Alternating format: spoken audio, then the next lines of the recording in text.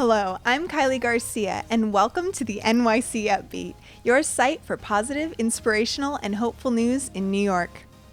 Many people come to New York to live their dreams. Steve Rodriguez, a local musician and music producer living in Brooklyn, is doing just that. This is his story. I've lived in New York since 1982, when I was born. I've lived in New York my whole life. I got into music when I was about 18 years old at my home church. There was this youth group that was pretty cool. They were pretty hip people, and I wanted to be cool as well. So they were all part of the band, and I didn't know an instrument at the time, so I was a little bit interested in the drums and then later on the keyboard. So I picked up the piano and I started to practice like every day for about 8 hours a day. Like I did not hang out, didn't go anywhere. And within a month, I started playing at church. So it was a pretty quick process of, you know, uncovering that talent and that ear for music that I didn't know that I had at the time.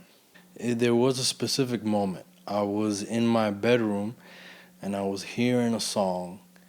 It was a Spanish song. The song's called Que Sería de Mí by this artist named Jesus Adrian Romero. I'll never forget it. It was like yesterday. I played the track and I started to try and get the notes of the piano to try play along with the track. No prior training to try and do that kind of thing, but somehow I just started to match the notes. And I can play the verse and I can play the chorus. It was such an exciting time. I remember I called my friend Anthony. I was like, yo, dude, I can play this song. I don't know how, but it's just happening.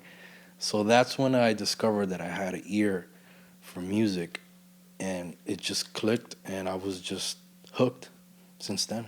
It was like this talent that I didn't know that I had.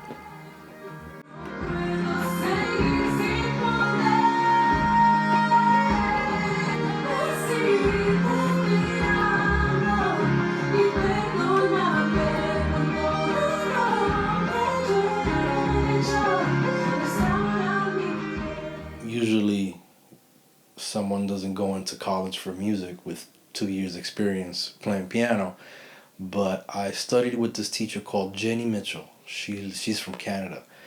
I love this woman because she taught me all of the fundamentals when it comes to piano. And she basically got me into the music program, which I failed the first time, but didn't give up, kept working, and I got into the program. Got my degree in music. Was playing a bit right after I graduated, but then I stopped for about 4 years, 3 or 4 years.